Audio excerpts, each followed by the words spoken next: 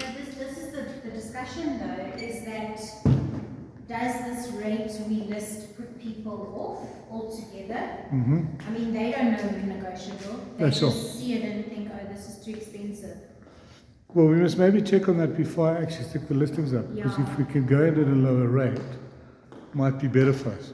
From a listing can't- perspective. Well, I mean, it wouldn't make sense to say 110 negotiable. No, you can. But people, when they're searching Prop 24, the monthly rental comes up, and it might say negotiable in brackets, but they don't really see that. No, but I can believe it. When I'm looking for something and I see the price, if it's not within my budget, I just close it. Yeah. I don't even phone.